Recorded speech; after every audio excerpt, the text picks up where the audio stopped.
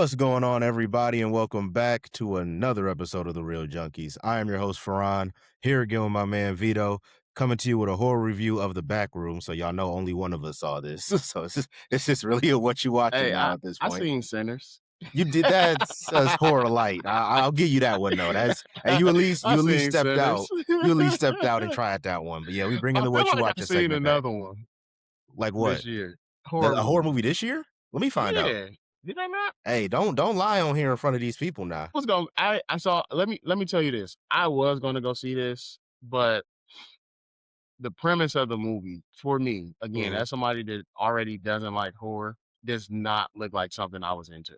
So I was Yeah, like, you don't strike me as a person who is really deep in the psychological horror bag, and that's definitely what yeah. this is. Yeah, that don't seem like yo speed. So, and candidly, because this is number one at the box office right now, and if I'm not tripping, Obsession is number two or number three, which I still need to see. I still haven't seen That Obsession yet. now that I do want to see. Yeah, Um And me and you talked right before we got on that I've seen people not say some good things about this movie, and I think it is one of those movies that if you fuck with, you fuck with, but if you don't, you don't. I've heard a lot of different people saying that Obsession was a good movie, and that's kind of a psychological horror as well.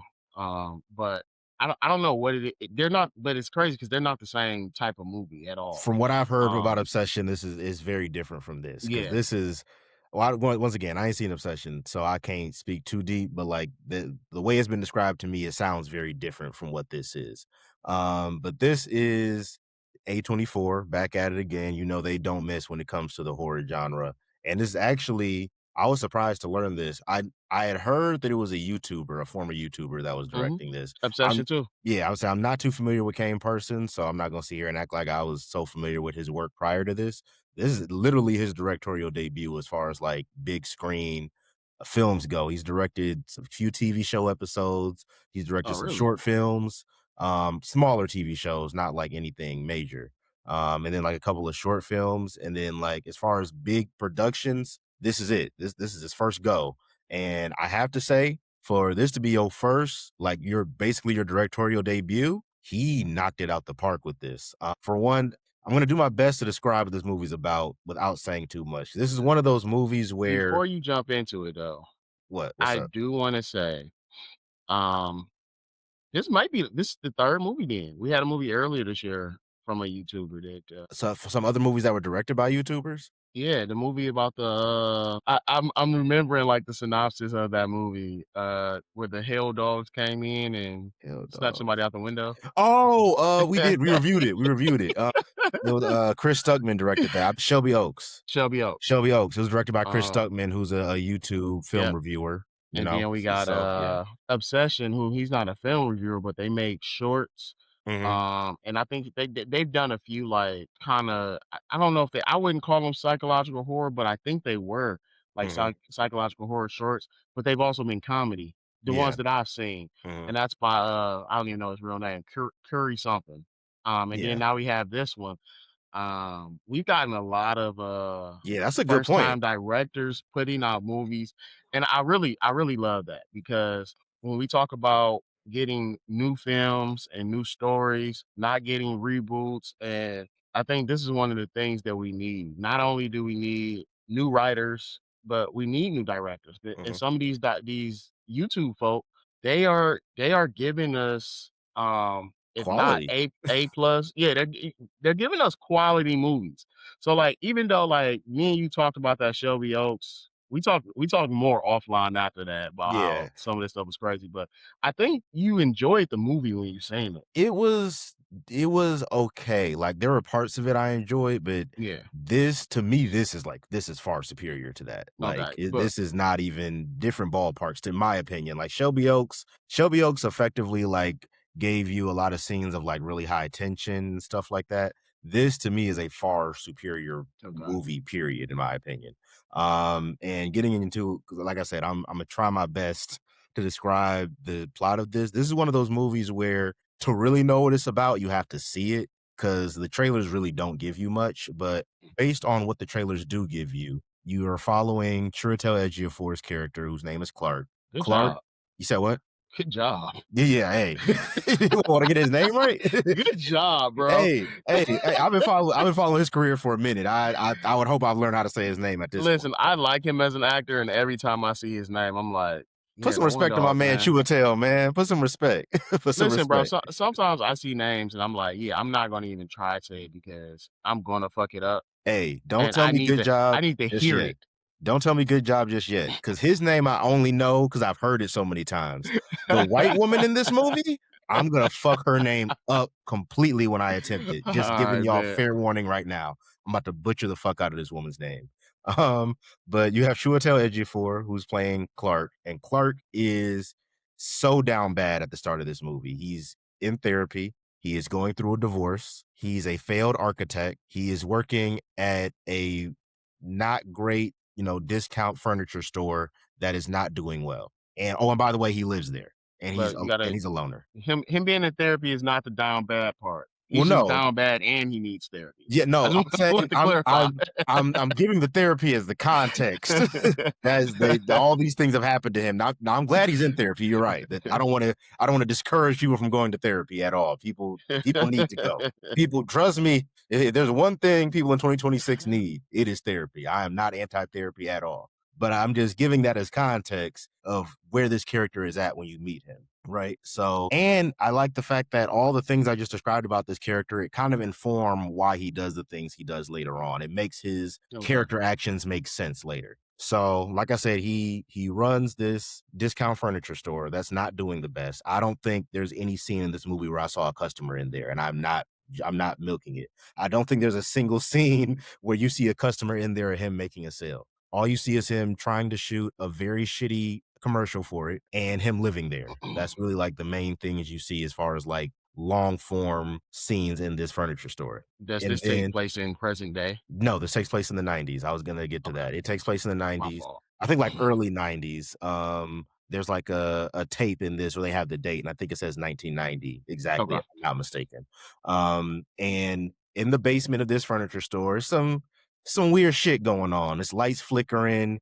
Is the breaker is you can flick it on and off and the lights don't change. Like it's just weird shit happening in this basement, and they can't figure out what it is. Until one day, Clark, who like I said is living here, he goes down there, notices some things are a little off, and he discovers this portal into another dimension called the Backrooms. And essentially, what the Backrooms is this blank office space that just goes on forever. It does not stop.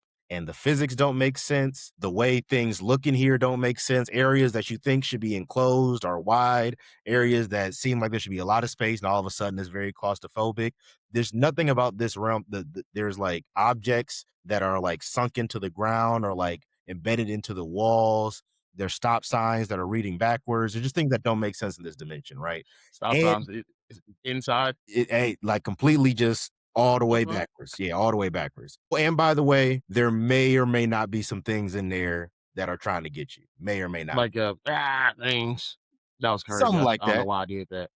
I mean, Um, you had to give some effect to it. You know I what I'm don't know why I saying? did that. I'm sorry, y'all. You had to give some effect to it. I'm trying to help you out here.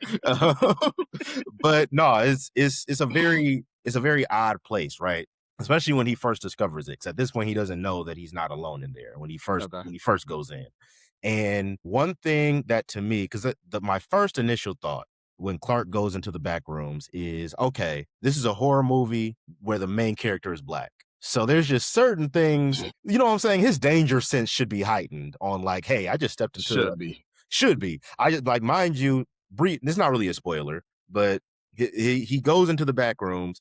He's walking through. He's noticing like, why is this furniture embedded into the ground? Why is this? This don't make sense. And he walks up into a room, and the lights are off, and there's literally a stop sign, literally just a stop sign in the middle of the floor. I think most people with melanin in their skins, danger senses would go like, let me turn my happy ass around and not come back in I here. would have burned it down. You feel me? But once again, Clark, we've established, down on his luck, going through a divorce, living out of his home furniture store that's not selling anything.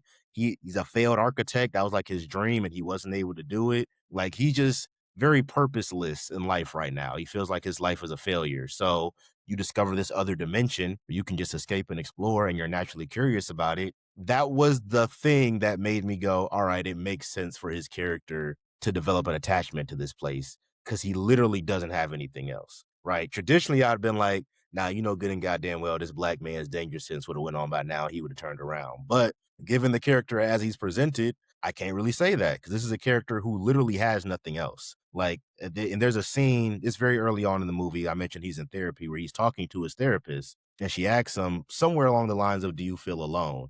And he's like, well, I'm not alone. I have my employees, I have my customers.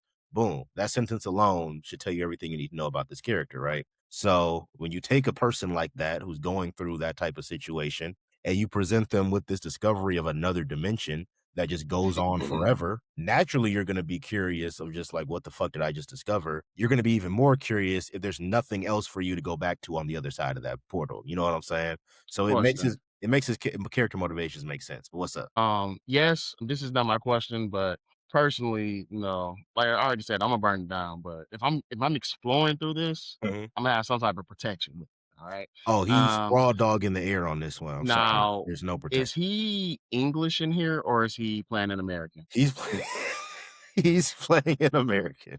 Okay. He's playing So he's I playing just found out that he was English when I looked online to see how to pronounce his name yeah, because he plays an American in a lot of things. I But I've mean, seen him play English before. I just thought Farhan maybe he got a chance to take one of their jobs. nope, But nope, he's playing an very American. English. Yep, He's a he's very English person. playing an American man in this movie, which I know is grinding your gears, but yes, he is playing a Because why? Why could he not be English in this? Like he couldn't have just moved here for school and stayed here. so you saying you wanted to be a little more authentic? You He need to be a could have little more been authentic? English, bro.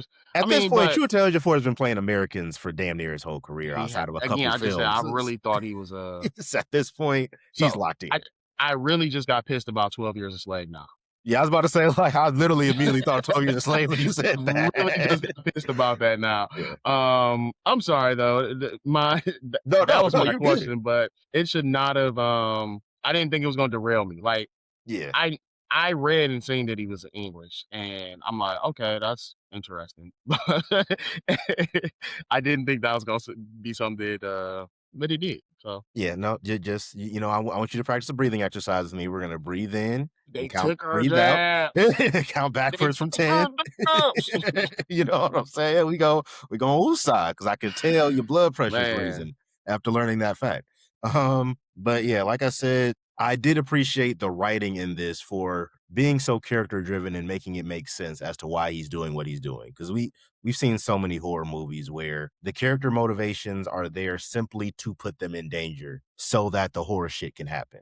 Like that's to me one of the biggest things about horror movies that people complain about outside of like the repeated jump scares is how dumb the characters are.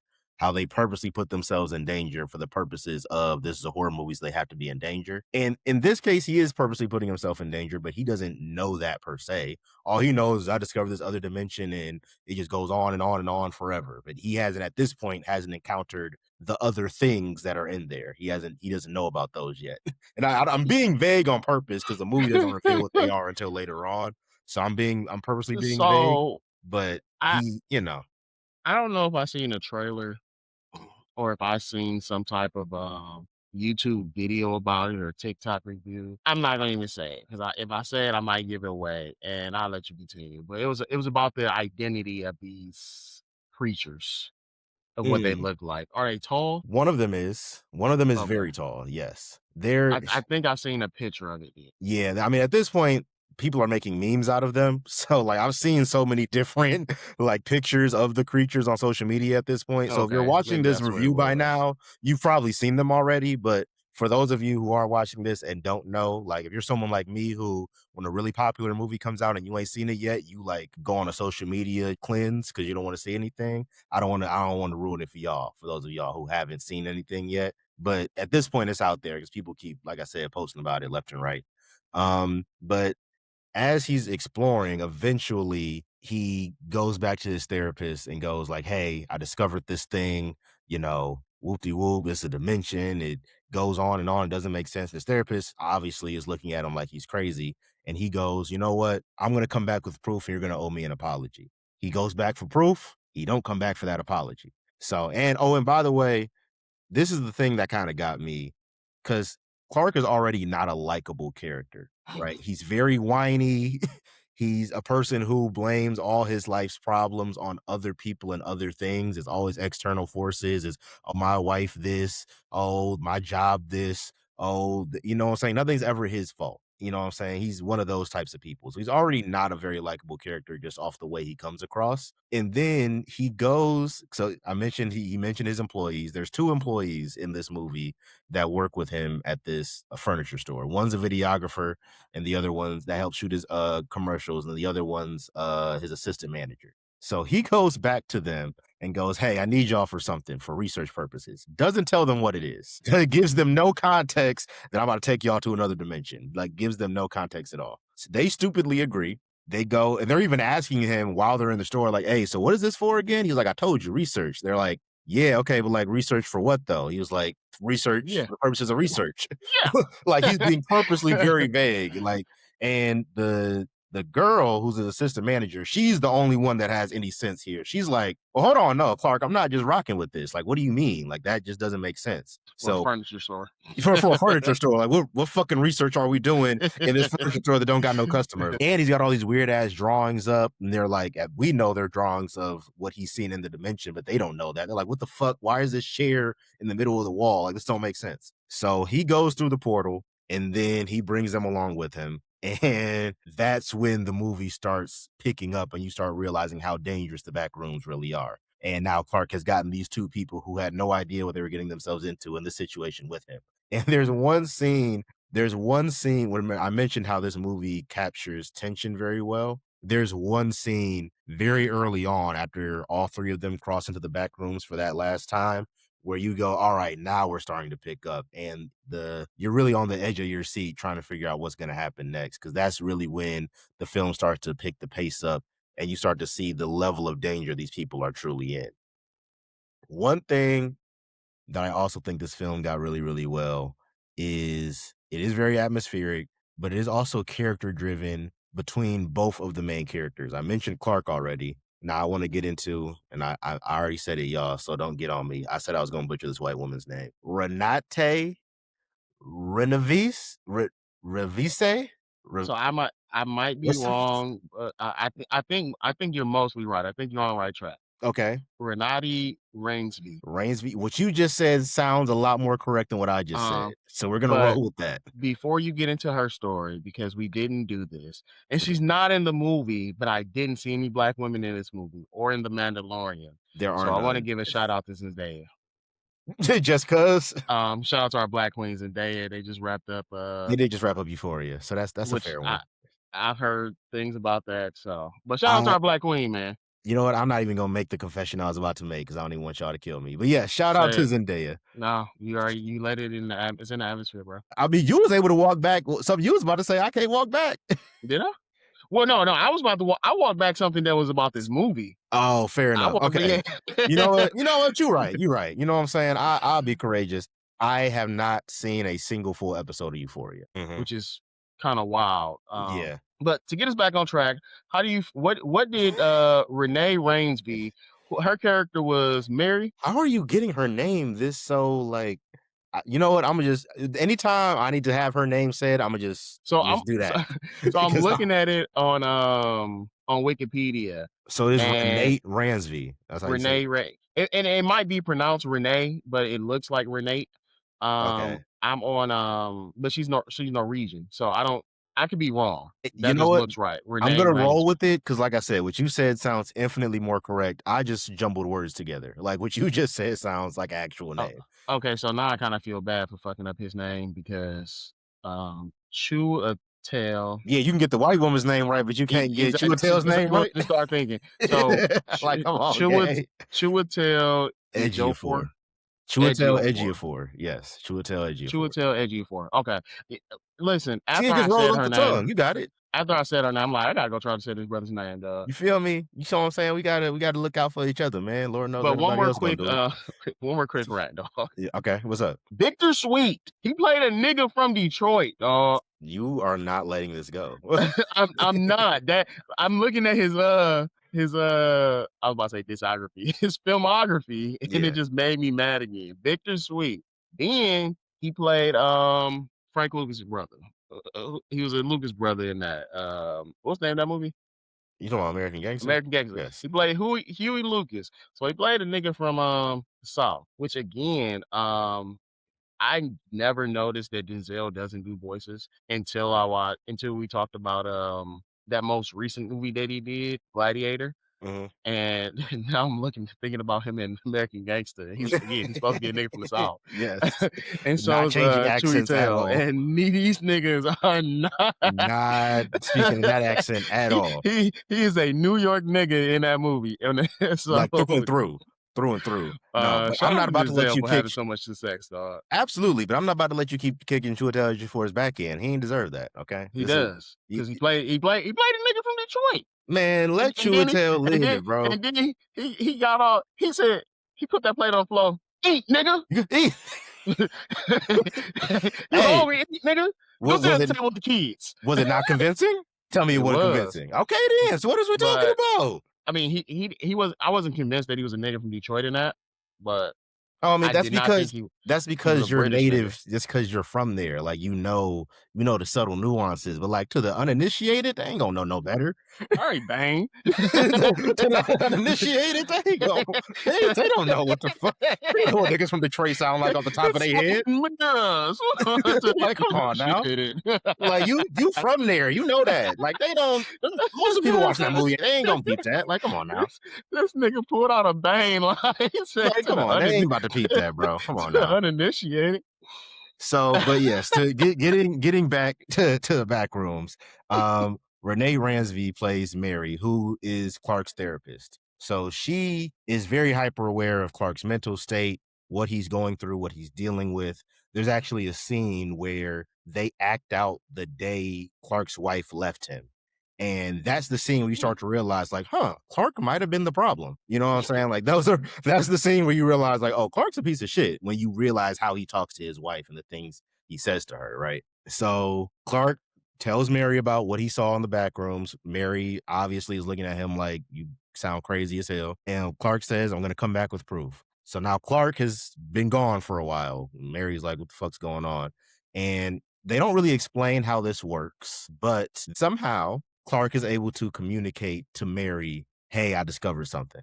Basically, I'm paraphrasing, that's essentially what he said. So that prompts Mary to then, try to find Clark and figure out what's going on. And that's the most I'll give as far as that goes. But I will say this does feel like if there's one complaint I have about this movie, there's a lot of things about this movie I really like, is the switch from Clark to Mary does feel a little jarring because it feels like you're starting over. You know what I'm saying? Like you spend the entire movie learning about Clark, what he's going through, what his issues are, what his internal struggles are, and then halfway through, and they don't like completely shift because they pepper in flashbacks or scenes of Mary throughout the movie. And then they start like heavy hitting you with flashbacks about Mary once it's time for her to be more the central character.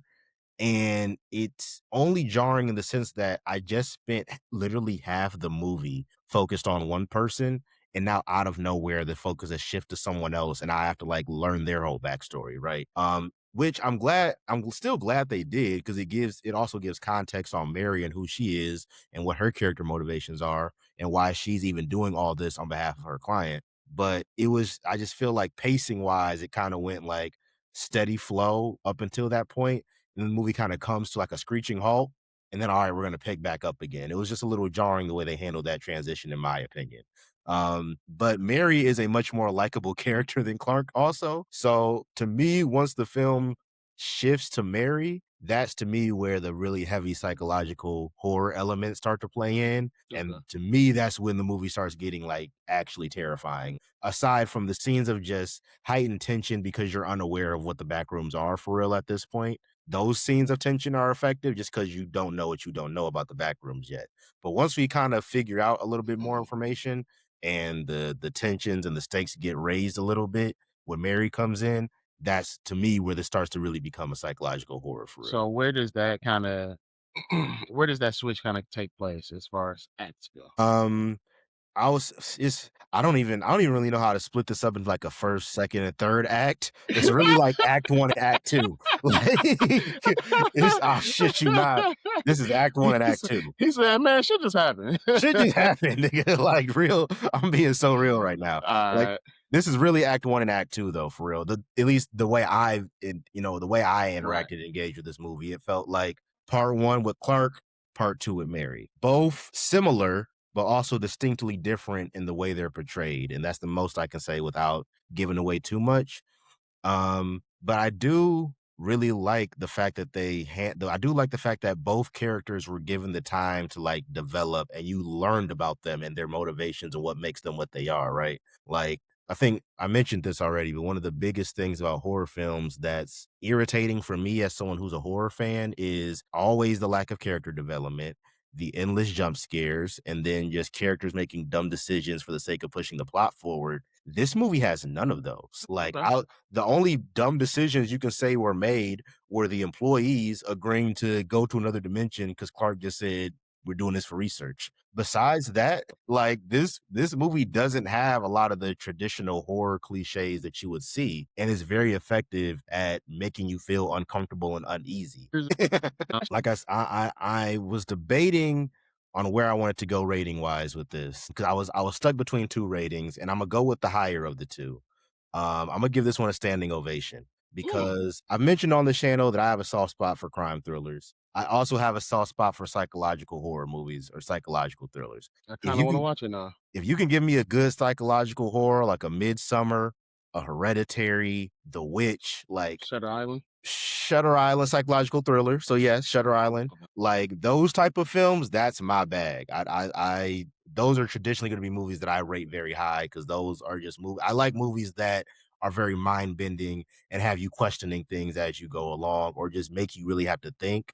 But in like a fun kind of way. This to me accomplished that, and the fact that it was done by someone who's a first time director makes it that much more impressive. So I'm gonna go standing ovation for one. This had everything I could have Okay. wanted in a psychological horror film. Great character moments, good character development, and understanding of character motivations that make sense based on who we know these people to be. Their actions match that throughout the film. So there's no point in this movie where I go like that didn't make sense for that character to do. It fits based on the character profile we're given of these people. On top of that, you don't have the cliche jump scares, but you have very effective scares though. Like the horror scenes in this movie are very, very effective without throwing the cheap jump scares in there at you. So I'm going standing ovation on this one. This is definitely one that I would recommend you guys go and check out if you have time. I know this has been a packed past couple of weeks with films. You got Is God Is, which I finally did see, really good. You got Obsession, which I still need to see, but is getting rave reviews.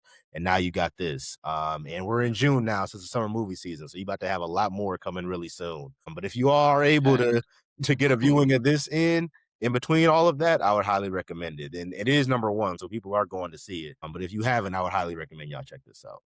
But yeah, that's my what you watch review of the Backrooms. Definitely recommend y'all go check this out if you have the time. Always continue to like, comment, subscribe. Oh, and also if you have any film recommendations or things you want us to review, drop it in the comments and let us know. Like if there's a movie, old school movie, horror movie that we haven't reviewed on the channel yet, let us know in the comments. If you want us to get something on here, we'll definitely try to accommodate any request if we can.